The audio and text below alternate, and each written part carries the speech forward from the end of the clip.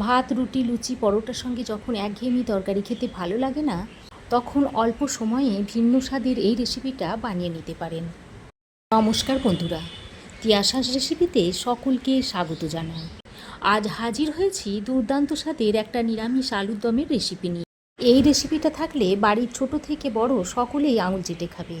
আর ঘরে থাকা সামান্য কয়েকটা উপকরণ দিয়ে রেসিপিটা ঝটপট বানিয়েও নেওয়া যায়।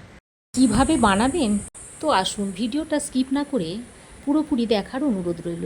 রেসিপিটি তৈরি করার জন্য প্রথমে আমি এখানে কিছু বাদাম আর চারু মগজ ভেজে নেব। এখানে আমি 1 চামচ চারু মগজ নিয়েছি আর 1 মুঠো মতো চিনেবাদাম নিয়েছি। সেগুলো এখন এই কড়াইয়ের মধ্যে দিয়ে দিচ্ছি। বাদাম ও চারু মগজটা দিয়ে শুকনো খোলায় ভেজে নিতে হবে।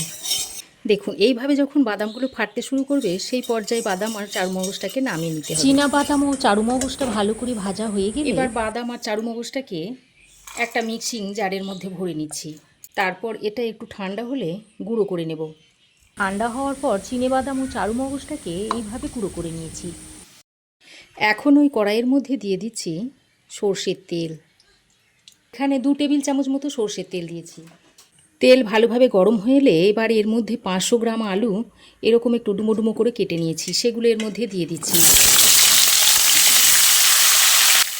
সঙ্গে অল্প পরিমাণে নুন আর অল্প একটু হলুদের গুঁড়ো দিয়ে আলুর সঙ্গে ভালো করে নেড়ে চেড়ে মিশিয়ে নিয়ে আলুটাকে একটু বেশ লালচে করে ভেজে নিতে হবে। এবার আমি আলুটাকে একটু ঢাকা দিয়ে ভেজে নেব। তাহলে এই ভাজতে ভাজতে আলুটা বেশ খানিকটা সেদ্ধ হয়ে যাবে। মাঝে মাঝে ঢাকাটা খুলে এইভাবে একবার করে নেড়ে চেড়ে দিতে হবে, তা না হলে নিচে লেগে যেতে পারে। তারপর আবারও ঢাকা দিয়ে দেব। দেখুন দুবার আমি ঢাকা খুলে খুলে আলুগুলোকে নেড়ে চেড়ে দিয়েছিলাম আর আলুগুলো দেখুন খুব ভালোভাবে ভাজা হয়ে গেছে। এবার একটা পাত্রে তুলে নিচ্ছি।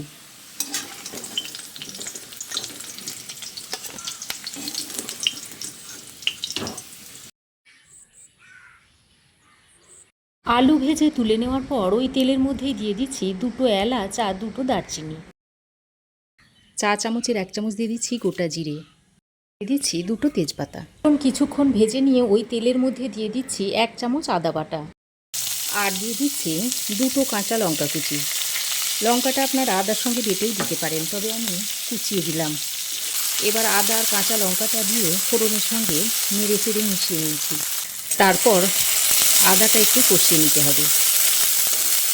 আদাটা বেশ খানিকক্ষণ কষিয়ে নেওয়ার পর এর মধ্যে দিয়ে দিচ্ছি একটা মিডিয়াম সাইজের কুচনো টমেটো। এবার টমেটোটা দেওয়ার পরপরই অল্প একটু নুন দিয়ে দিতে হবে, তাহলে টমেটোটা খুব তাড়াতাড়ি নরম হয়ে আসবে।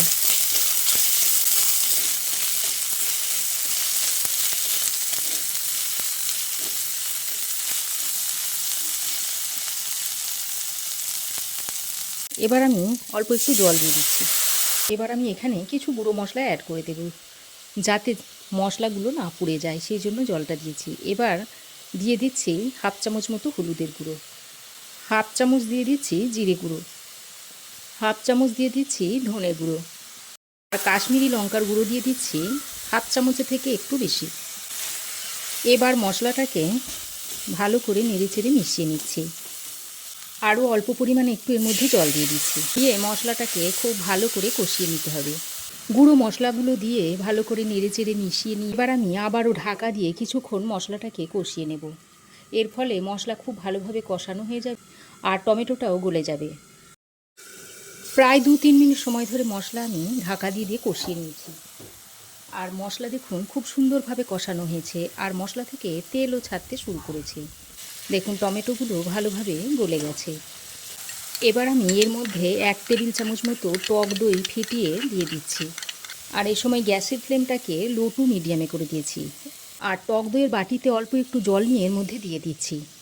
তারপর ঝটপট টক দইটাকে মশলার সঙ্গে মিশিয়ে নিতে হবে, তা না হলে টক দইটা ফেটে যেতে পারে।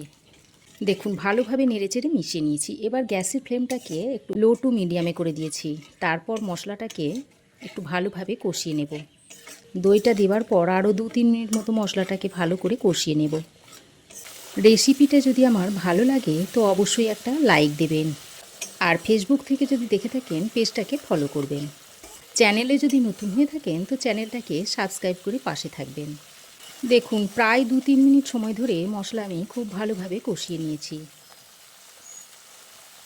দেখুন প্রায় 2-3 মিনিট সময় ধরে মশলা আমি ভালোভাবে কষিয়ে নিয়েছি। আর মশলা থেকে দেখুন সুন্দরভাবে তেল ছাড়তে শুরু করেছে। এবার আমি এই পর্যায়ে ভেজে রাখা আলুগুলোকে দিয়ে দিচ্ছি।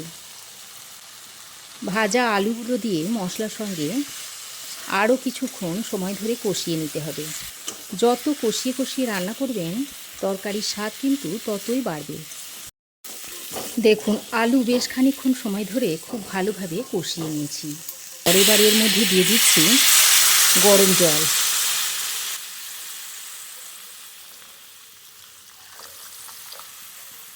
এখানে আমি 1.5 কাপ মতো গরম জল দিয়েছি। জলটা এমনভাবে দিতে হবে যেন আলুগুলো ভালোভাবে সেদ্ধ হয়ে যায় আর তরকারিটাও একটু গামাখা গামাখা হয়। সেই পরিমাণ জলটা আমি এখানে দিয়ে দিয়েছি। জলটা দিয়ে ভালোভাবে সব কিছুকে মিশিয়ে নিচ্ছি। এবার আমি এখানে স্বাদ মতো নুন দিয়ে দিচ্ছি। নুনটা দিয়ে একবার ভালো করে নেড়েচেড়ে মিশিয়ে নিয়ে ঢাকা দিয়ে আলুটা সেদ্ধ হওয়া পর্যন্ত অপেক্ষা করতে হবে। ঢাকা দিয়ে আমি 5 মিনিট মতো রান্না করে নিয়েছি। আর আলু দেখুন খুব সুন্দরভাবে সেদ্ধ হয়ে গেছে। অল্প একটু চাপ দিতেই দেখুন আলু ভেঙে যাচ্ছে। এবার আমি যে চিনেবাদাম আর চারু মগজটা গুঁড়িয়ে রেখেছিলাম সেটা এর মধ্যে দিয়ে দিচ্ছি। আর কয়েকটা চেরা কাঁচা লঙ্কা দিয়ে দিচ্ছি। এবার আমি ভালো করে নেড়ে চেড়ে নিচ্ছি। এখন আমি স্বাদের ব্যালেন্সের জন্য সামান্য একটু চিনি দিয়ে দিচ্ছি, তবে যাদের অপছন্দ তারা দেবেন না। আর কিছু কসুরি মেথি এইভাবে উপর থেকে ছড়িয়ে দিচ্ছি। আপনারা চাইলে এখানে ধনেপাতাও দিয়ে দিতে পারেন। তারপর এইভাবে একটু নেড়েচেড়ে মিশিয়ে দিতে হবে। অল্প একটু গরম মশলার গুঁড়োও ছড়িয়ে দিচ্ছি।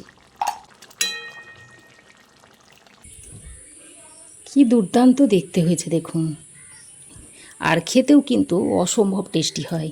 এভাবে একবার বানিয়ে খেয়ে দেখবেন।